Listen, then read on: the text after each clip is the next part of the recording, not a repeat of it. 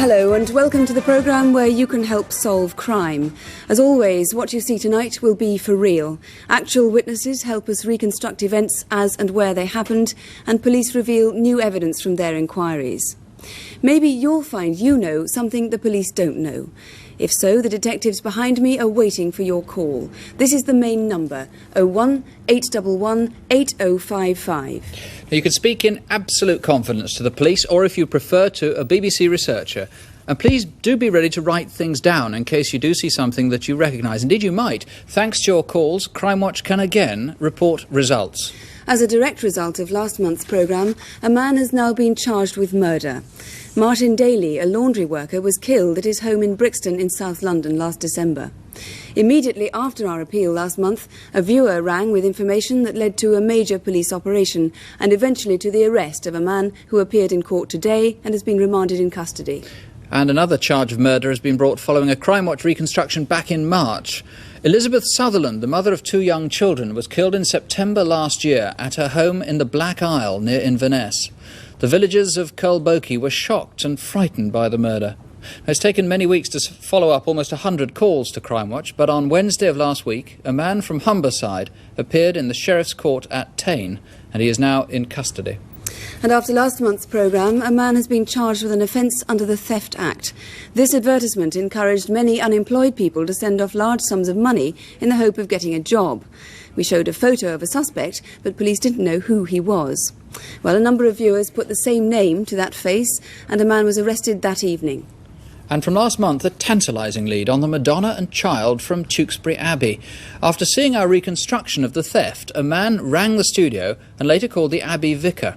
Now, from what he said, it's clear that he had the statue, and he may well have bought it in good faith, but sadly he hasn't returned it as he promised. Now, please, we want that viewer to call again in absolute confidence.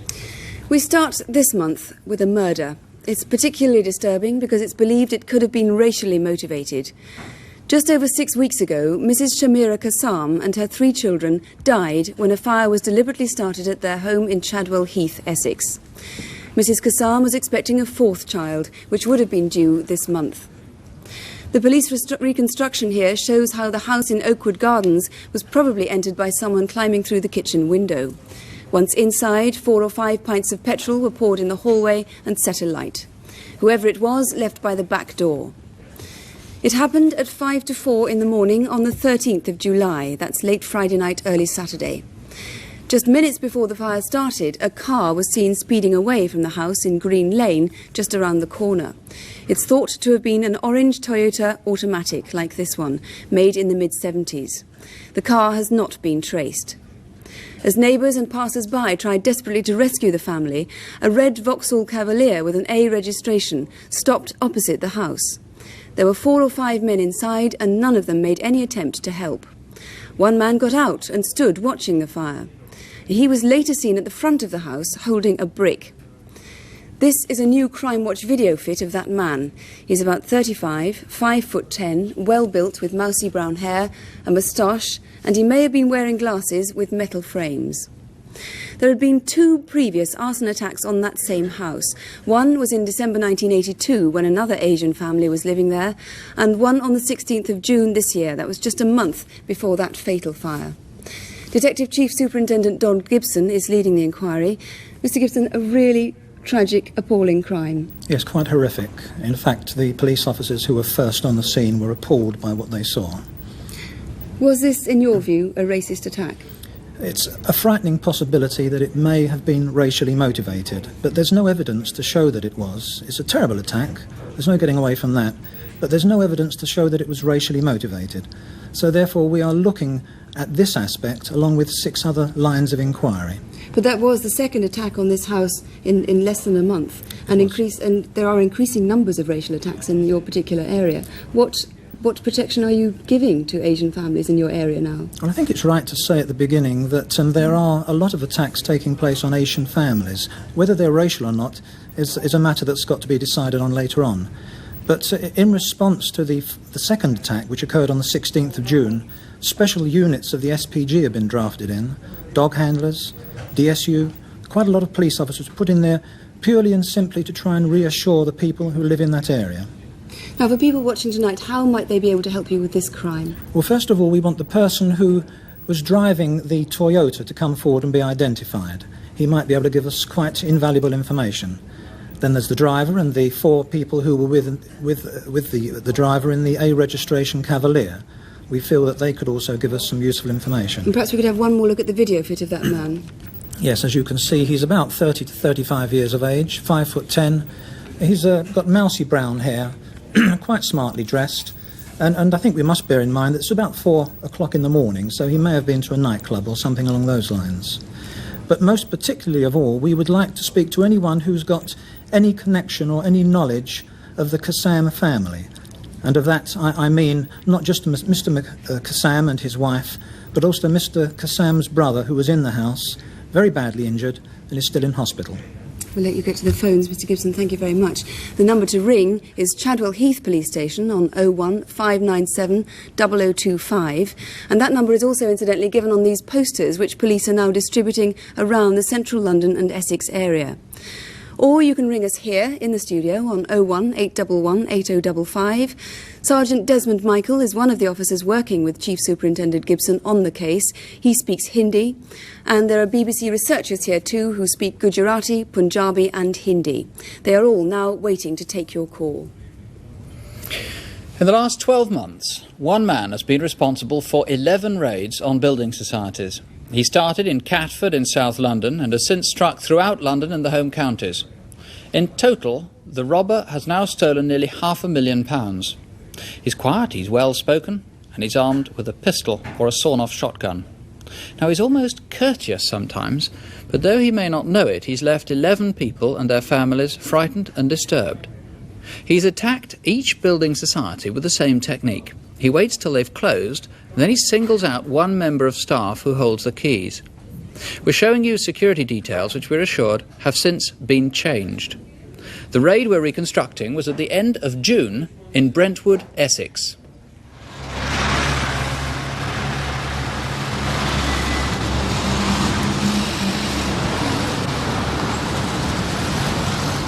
For Peter Chapman, the assistant manager, June the 28th was like any other Friday evening. He was looking forward to the weekend.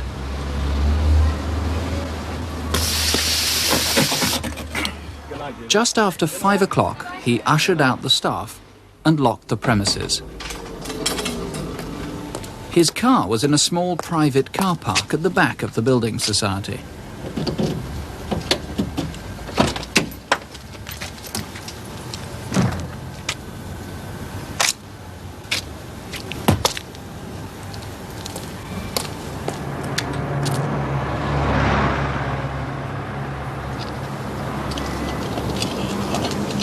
Your tyres slashed? Yeah, same thing happened last Tuesday. It's happened to me 3 times in the last 2 weeks. I told the police about it, but there's nothing they can do. They said there's been a spate of them in Brentwood. You work here, do you? Abbey National? Yeah, assistant manager. I've been toying with the idea of opening a couple of building society accounts. You should do. Come and see me, we'll talk about it, all right? Yeah, why not? Love to. I'll tell you what. You know, somebody told me that if it's a regular thing, you can claim criminal damages from the police. I'll go straight down the cop shop. I know a few of them down there anyway. You know what this is, don't you? Get into the passenger seat. Move! Put your hands on the dash.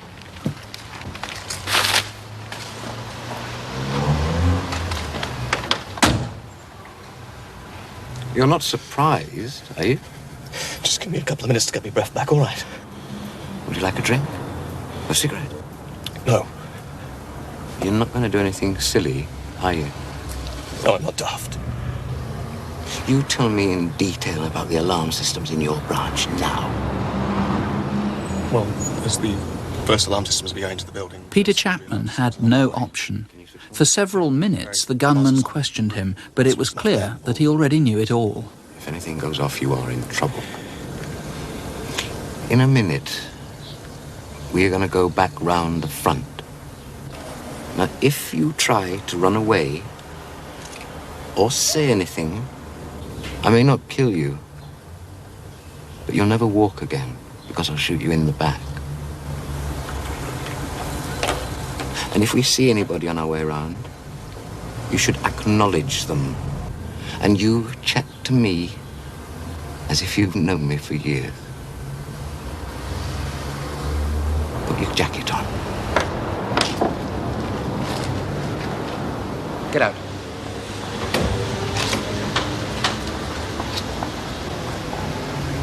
You all right?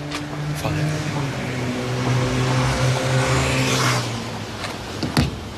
I'm sorry about your tire. I'll give you some money for another one.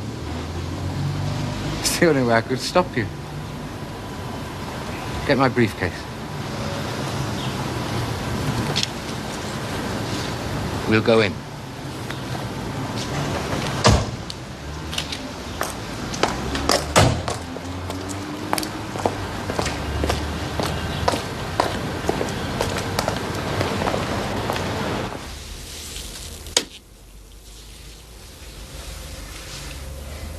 Open the safe.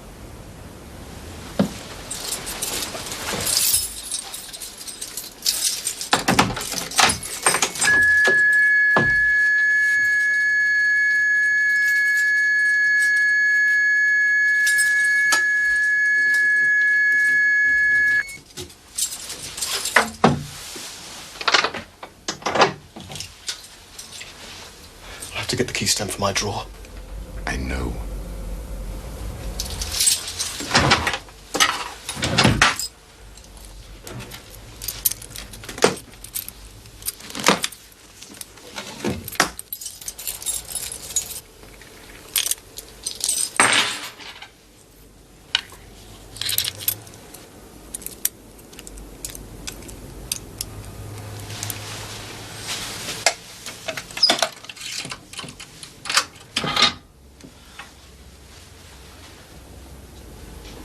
Take the tins out of the safe and open them.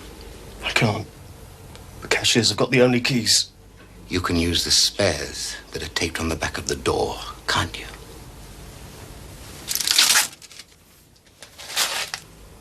Good.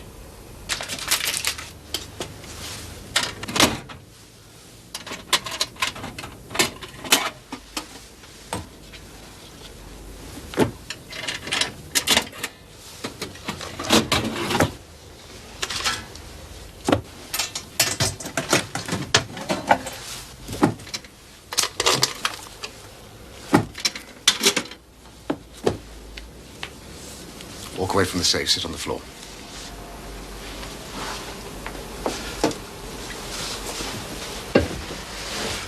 Sit. And lie face down with your hands out front and your legs spread. Now!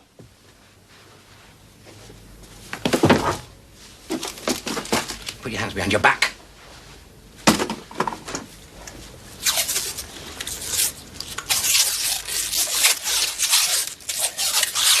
You're not taking me with you then? Put your legs together. No, you've been a good boy, so I won't.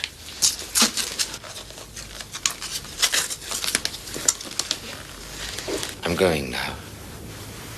Stay there. Don't even think about moving for at least 10 minutes.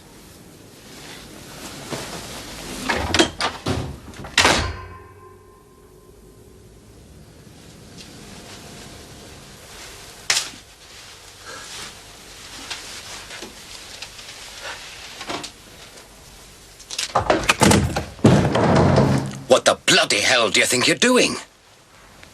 I told you to stay there. Chief Inspector John Bassett, what happened next? The assistant manager was tied up again and he was left unharmed.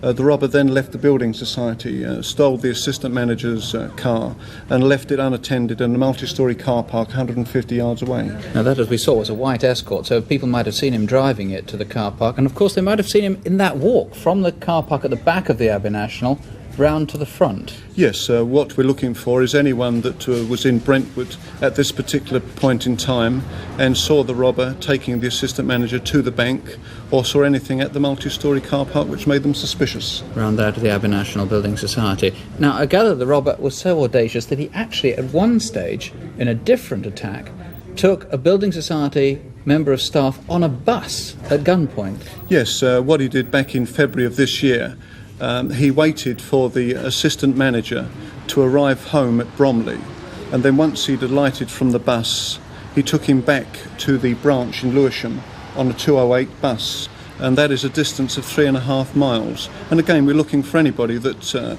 can remember this incident at all. 7:20 p.m. This is the 5th of February. That is correct, yes.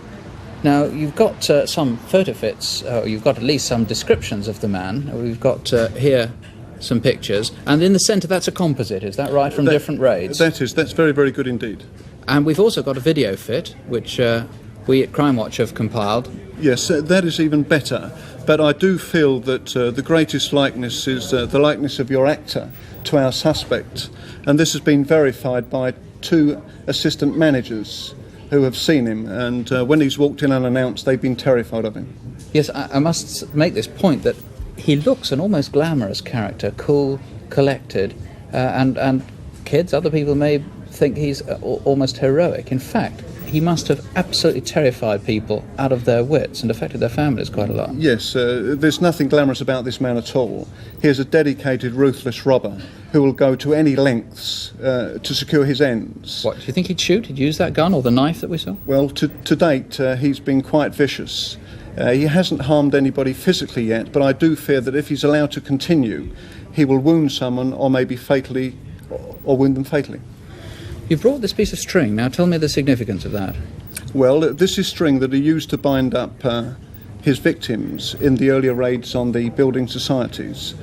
We've had it tested forensically, and I'm told that it's not manufactured in this country or even in Ireland, and we feel that possibly it was manufactured on the continent and is a cheap rope that is possibly used in agriculture. Which you want to trace. I gather, very unusually, there's a reward on this. There is.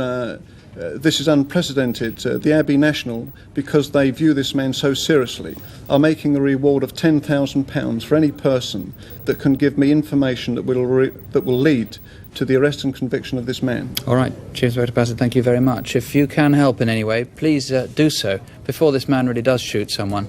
You might save a life by calling, in confidence, 01811 8055. Or you can ring, remember the reward, Central Robbery Squad on 01230 2061. That's 01230 2061.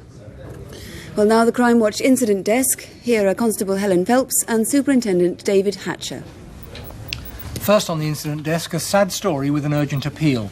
Cyril Martin is 63. He's a widower from Maidenhead and has 6 children. Recently, he's been sleeping rough in a disused outhouse at the back of the old art college in Maidenhead. On Wednesday morning, the 21st of August, workmen found Mr. Martin unconscious in the outhouse. He'd been severely beaten about the head and is now critically ill. It's thought he'd been robbed. The night before, that's Tuesday the 20th of August, he'd spent the evening at the Bell pub in King Street. He left at 5 to 11 and walked about 300 yards to the Brewer's Tea House, where he was seen talking to 2 men. Those 2 men have not yet come forward. They can ring us tonight in confidence. From the pub, Mr. Martin would have taken the pedestrian subway under the A4, walked back along Marlow Road, and then along this lane down the side of the art college. He was wearing a scruffy donkey jacket and possibly a check cap and glasses. If you saw him, or anyone with him, or if you were in those pubs at closing time, please ring us now. Viewers in Merseyside may be able to help us find a rapist. The attack was 3 weeks ago on Friday, the 9th of August. A woman was jogging on the seafront at Crosby at 8 o'clock that morning. As she passed these railings, a man grabbed her, dragged her inside a nearby shelter, and then raped her. When another jogger came past, the rapist ran off, across the car park, towards the swimming baths in Mariners Road, and then disappeared. But we do have a good description. He's about 30 years old, 5'10", with light brown or ginger hair and a moustache. He's broad-shouldered and about 12 stone. If you recognise him, please ring us. And there's another clue. He was wearing overalls exactly like these. You can see they're a distinctive blue. Perhaps you know someone who wears similar ones at work. So remember, a 12-stone man with ginger brown hair and a moustache who wears bright blue overalls. Your call could prevent another rape.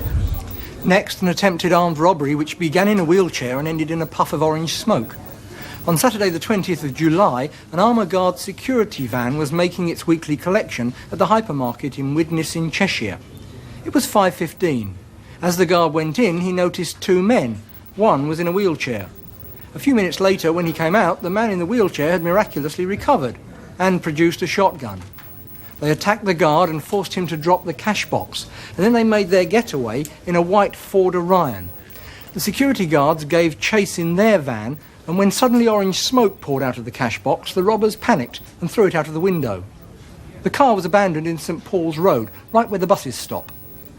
This blue-black jumper and these tracksuit trousers were left in the car.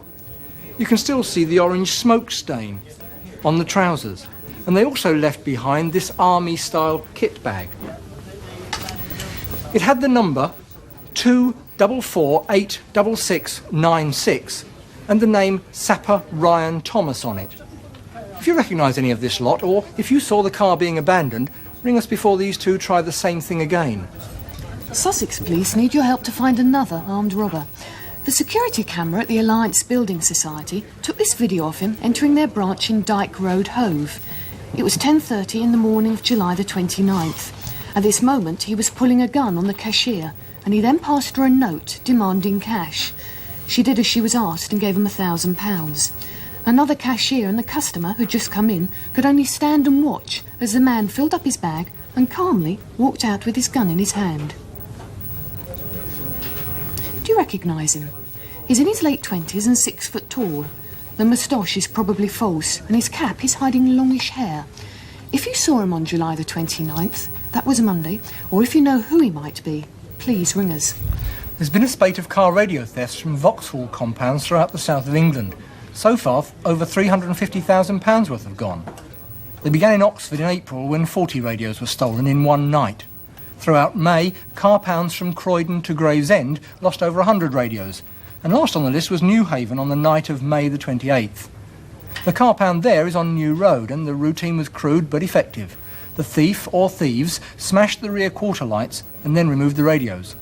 On that night, 104 radios were stolen. These are the models that we're looking for. They're Philips PLL quartz tuning radio cassettes, model number 441 and 741. You don't often find these at ordinary retail outlets. Most of them are fitted into Vauxhall cars. So if you've been offered any Philips radio cassettes on the cheap, remember the numbers 441 or 741, then give us a ring. And the number to ring if you can help with any of those cases is 01 811 8055. 01 811 8055. In our next reconstruction, we're taking you back exactly 7 weeks to Preston in Lancashire. It's an especially sad story because the victim was a 9-year-old boy, Imran Vora. We start in Avenham in Preston on Thursday the 11th of July. At Frenchwood Junior School, it's the last lesson of the day. Not just cut in half the E shape, but we get a mirror image. If we put a mirror there, as we've tried before, we get the full E. So what I want you to do with your worksheets is take the first worksheet with the capital letter shapes on. And Imran was a cheerful boy. His teachers found him reliable, and he was popular with classmates, though reserved and rather quiet. Symmetry that you can find in those capital letters. He loved sports. Just the previous afternoon, he'd won several prizes at the school's sports day. Is that the only line symmetry? Is it? You've checked it. Okay, children, there's the bell. We need to pack away quickly today, so can you just slip everything into your drawer, please? Take care going home, and we'll see you tomorrow. School finished at 3:15. But this Thursday, Imran and some of his friends stayed in the playground to play marbles for a while.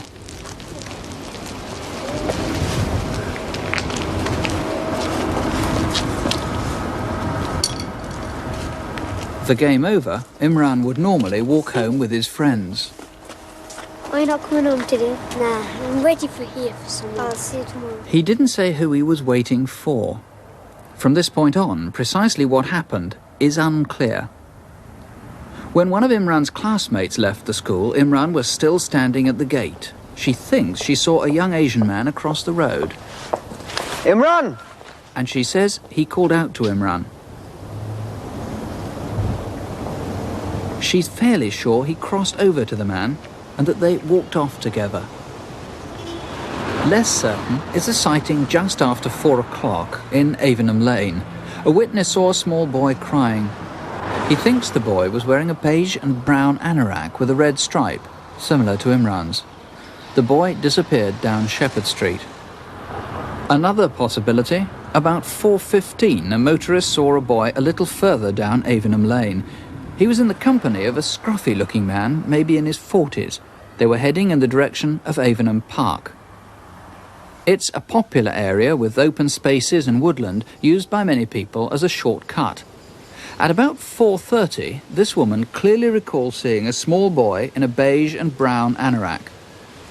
The boy was on his own, and when she glanced back, he was gone.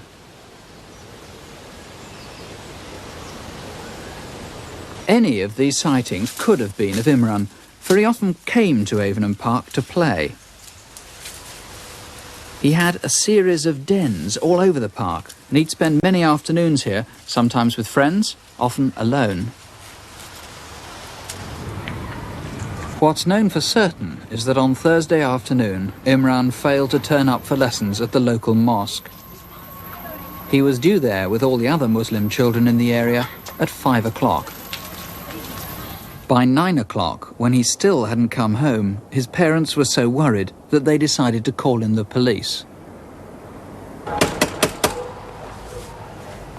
Neighbours were alerted, and on Friday morning, the police launched a major inquiry. They appealed for information in English and in Urdu. 9 साला इमरान वोहरा कल से पहर कोई 3:30 बजे आखिरी बार एवनहम park के नज़दीक फ्रेंचवुड junior school के बाहर देखा गया था। इसके बाद आपने अगर उसे देखा हो या इसके बारे में कोई खबर मिली हो तो मेहरबानी करके मुकामी पुलिस से राब्ता कायम करें। इमरान भूरे गुलाबी। They began a thorough search of the whole district. It went on late into Friday night and was resumed at 5 a.m., first light on Saturday. Many of the family's friends and neighbours joined in to help. 40 minutes later, at a place known locally as the Tipping Area, here near the old tram bridge, they found Imran. Come here, quick! Come over here! He was lying in one of his dens. He'd been sexually assaulted and strangled.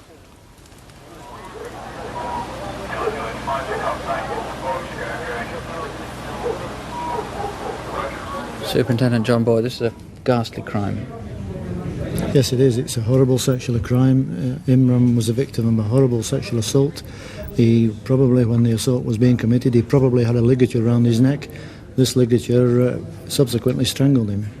Now, there must have been people who saw Imran that day and who saw whoever was the killer, though they may not have realised anything significant in what they saw. Let's just remind ourselves, we've got a map which shows where the body was found. Yeah. And there it is by the old tram bridge in Avenham Park. Yes. Now the school is where in relation? The school is on the right. Frenchwood Junior School. About 400 or 500 yards away. Okay. Now it was there at Frenchwood School, of course, that one of Imran's friends saw him with an older man. She's pretty sure of that, isn't she? Yes. She is a schoolmate of Imran's, and she knew Imran. She saw Imran standing at the school gate, and she saw a man across the road who was described as being about 5'10" or 6 foot, in his late 20s, slim, black hair. She just said he was an Asian man, and she knows the Asian community. Now, obviously, we badly need to find anyone who knew Imran in relation to an older man. Yes, that's correct. If it is true that this man picked Imran up from school, then Imran must have known him beforehand, and we would like to know of the association. Now, what about people in the park? There must have been lots of people, potential witnesses there. There's a lot of people in the park who originally were unidentified. A number of them now have been identified. We urgently need these people to come forward. They might think they can't help us, but we need to eliminate them because we have their descriptions, and probably we have the description of the killer. Now, I gather that the park is sometimes used by gays, by homosexuals. They may be reluctant to call in. Yes, a number of them frequent the public conveniences in the park. It's their focal point. We have interviewed a large number of them, but in fairness to them, they are cooperating and they are giving us information. There was a boy seen running from the park. I know that you really want to trace him badly, to eliminate him. About 4:15, a boy was seen running along South Meadow Lane away from the park. He's about 15, fairish ginger hair, a cream-coloured shirt and a grey sweater and green slacks. The thing about him was that he looked frightened, and he was running faster than he would normally do on a jogging run. And I know that a week before the murder, a man was seen with a younger Asian boy. On the Thursday before the murder, about 400 yards away from the murder scene, a man who is described as being 35 to 40 years was seen in Miller Park, which adjoins Avenham Park, at 4:30. He was seen in some bushes with a 10-year-old boy who was an Asian boy. There is no evidence that this was Imran, and it probably wasn't Imran. Okay, so you need to find him and indeed anyone else to eliminate themselves, but also just in case they saw something which will fit in with something else We that you need these know. people to come forward to assist the inquiries. All right, and kids, of course, if you can help in any way, I don't know, if you were smoking in the park or doing something you don't want to tell your parents, please do. It's so important. If you think you can help with any leads at all, please tell your parents, please call us. It's in confidence. And here's the number, 01811 8055. The incident room is at Preston on 54811. That's 0772 54811. Well, now to our Aladdin's Cave. From gold watches to stuffed ducks, stolen valuables recovered by the police who need to find their owners. To describe them, here's John Bly from the Antiques Roadshow. John. Thank you, Sue. Well, in between those two extremes, we've in fact got some very good furniture. For example, we've got a little child's chair here, the rush seat straight out of somebody's Victorian playroom, but it's got a distinctive little pattern carved in the top rail. Somebody ought to recognise that. Through that, and rather quickly passing some unmusical musical gongs to something that I really do enjoy talking about, and that's a decent bit of English furniture. We've got here a little George III whatnot, I suppose about 1820 to possibly 1830. Lovely quality, 4 tiers, little turn columns and ending in a drawer at the bottom. That's a very scarce item now, you know, especially of this quality, as I say. And talking of quality, how about that for the best of English porcelain painting? What a treasure. You'd never find a better example than that. We've got too a little chest, a little box here rather. This is rosewood, it's Regency, it's about 1820, 1825. It's got distinctive little inset panels of mother of pearl. Also the inside bears its original paper. It's been forced open, I'm afraid, but it's not beyond repair. Nor too is this little folding bridge table of the Edwardian period. A lovely quality thing with lots of rosewood marquetry panels. Somebody must be missing that. How do they play bridge without it? My favourite, though, really is this miniature chest of drawers, made between about 1805 and 1810. It's datable fairly accurately by this little black line around each drawer, these lovely type of escutcheons, campaign escutcheons, and then totally original are these little splay feet at the bottom. Now, you know, some people call these chests apprentice pieces. Others see them as miniature samples of full-size furniture. Whatever their original use, they're now most commonly used, and ideally so, for taking jewellery caskets. Now, talking of jewellery, perhaps the most upsetting loss is that of jewellery because it's so much more personal than the other antiques we deal with. For example, Rita's husband must be missing this little medallion, and these photographs must mean something very dear and very precious to somebody.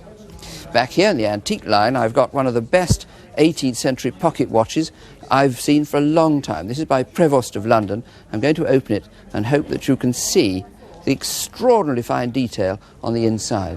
What a work of art that is. That certainly is worthy of any fine collection and, of course, Aladdin's Cave. Now, Sue mentioned earlier stuffed ducks. Before you can mount a family of ducks like that, you've actually got to catch them. And I'm quite sure that this decoy brought about the downfall of many a good duck. These are now highly collectible, some of them making hundreds of pounds. Not this one, but this is distinctive because it has a splash of red paint on the front. Perhaps you spilt the paint, or you know somebody who did. Anyway, if you recognise this or anything else here, please give us a ring. Indeed, here's the number 01811 8055, 01811 8055. Our last reconstruction tonight concerns the murder of a 61-year-old shopkeeper in Bristol exactly 6 weeks ago. Roy Page ran a corner sweet shop in the old part of Bedminster and regularly stayed open from early morning to late in the evening. His body was found in the back of the shop on Thursday the 18th of July. Whoever killed him left behind one vital clue, this earpiece. A man wearing an identical earpiece and claiming to be a gas board engineer visited 2 tobacconists in the north of Bristol on the morning of that same day. By the afternoon, he had then moved south of the city to Bedminster, which is where our reconstruction begins. Roy Page had been running his corner shop for 10 years. He often spent a lot of his day watching the television between customers. Back up under. Bedminster is a small community, and most of his customers were regulars. Have a Mars bar, please. Hello? He had a safe in the back of his shop, but had a habit of leaving it open to get change when he needed it. Since his wife died 3 years ago, his sister Shirley came round every Thursday to help in the house. This money here, I'm putting it back in the safe. You worry too much. Okay, I'm You off off now now, then. sis? Yeah. Thank you. Okay, bye. Bye, sis. See you tomorrow. Bye. At about 4:30 that afternoon, a man was seen hanging around outside the shop. He was carrying what looked like a small transistor radio and wearing an earpiece and headsets. Minutes later, the same man was seen outside another tobacconist in the next street.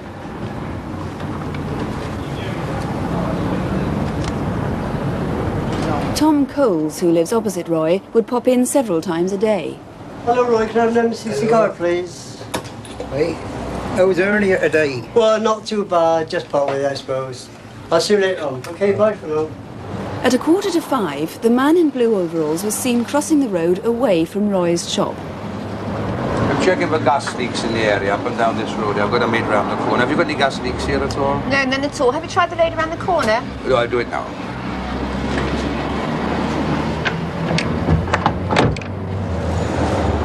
He'd now been wandering around this small area for a good half an hour.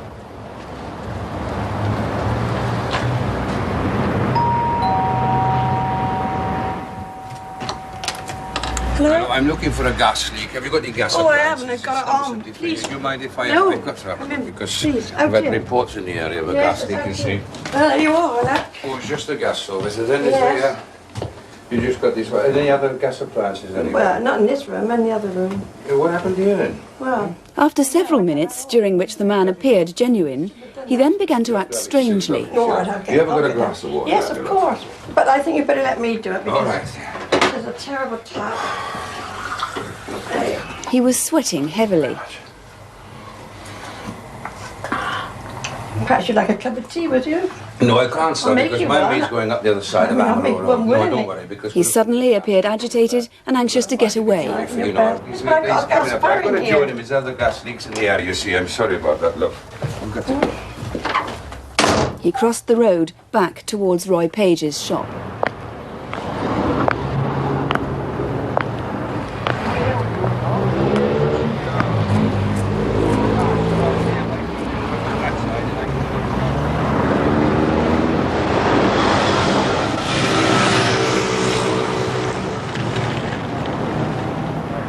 Up ahead of him, about 100 yards ahead, is the Suez Canal, a big wide ditch that runs right across this 14th fairway. 20 minutes had passed when Mrs. Martina Allen came in. She is the last known person to have seen Roy Page alive.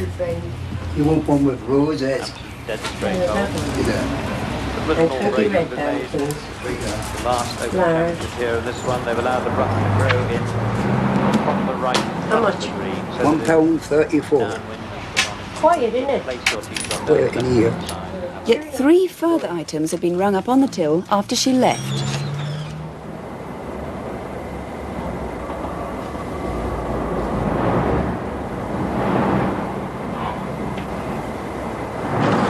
Tom Coles had noticed that the shop had been closed for a little while.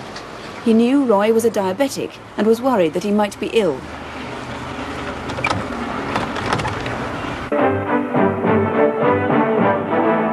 The 6 o'clock news from the BBC with Sue Lawley and Andrew Harvey.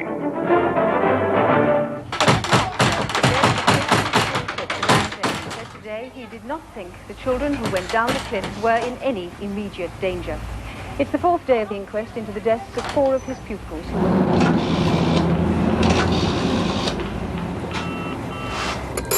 The battle against the drug traffickers. The government is sending undercover agents. Big pay increases have been recommended for top civil servants, judges and senior members of the armed forces. Mrs Thatcher has... 2 hours later, at 7:45, the police had been called.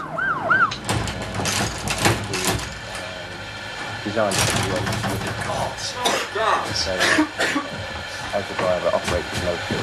I'll try and find where the mirror is. Check that room. Neil, in there!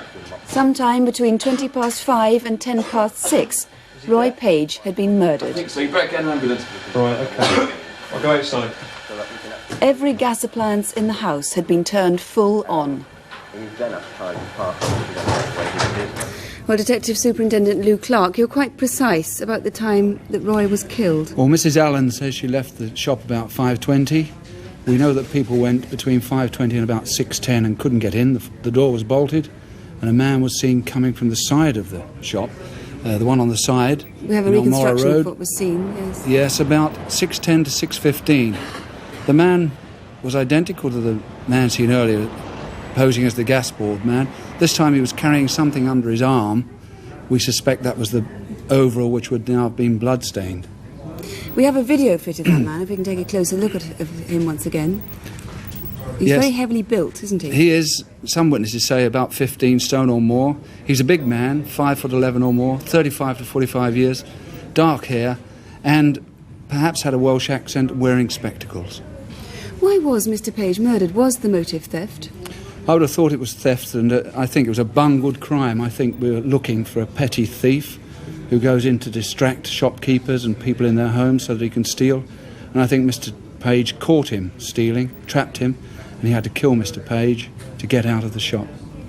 Well, as I said earlier, there was one vital clue left behind. It's this earpiece, which you're quite convinced, are you, that it was the killer who left this earpiece beside It Mr. certainly Page? didn't belong to Mr. Page, and we know that that earpiece looked like this in its original state, from a typical transistor radio, some years old, but we know it didn't belong to the deceased, and a witness saw the gas man wearing an identical piece shortly after 4:30 that day. And he was seen carrying a small black box too. Would this have been connected to a transistor radio? Well, that's what we think. He's most probably using it to make people believe he's got some sort of instrument for detecting gas leaks. What exactly did he steal? He stole a cream-coloured plastic purse which had £700 in it, a white envelope with a name Paul written on the side in handwriting, that had £200, at least £149 from the till, and surprising, a hairbrush from the bedroom upstairs. This is the matching mirror that he didn't take, and as you see, there doesn't seem to be any reason to steal that at all, but it's missing from the premises. It's gone. And one thing I would like to say is that the deceased in this case was an ordinary working man. He worked 7 days a week, 7:30 in the morning to 8:30 in the evening, and his 2 sons and daughter are just the same, hard-working, ordinary people who are putting their life savings into offering a £5,000 reward leading to the arrest and conviction of their father's killer. I hope you get some calls. Thank you very much indeed, Lou Clark. Indeed, if you think you can help, please don't hesitate to call us 01811 8055, or you can call Bristol Police on 267 986. There's the number, 0272 for Bristol, 267 986. And if you haven't had a chance to write the other numbers down, they'll be on CFAX all week on page 186. And if you don't have a phone or can't get through, drop us a line. Here's the address: Crime Watch UK, BBC TV Centre, London W12 8QT. We'll be back to tell you what develops in an hour and a half from now. That's Crime Watch UK update here on BBC One at 11:45. Now, if you can't stay up till then, don't worry. Callers and the police will be helping to solve these crimes, so please don't have nightmares. Do sleep well. We'll be waiting for your call. For the moment, good night. Good night.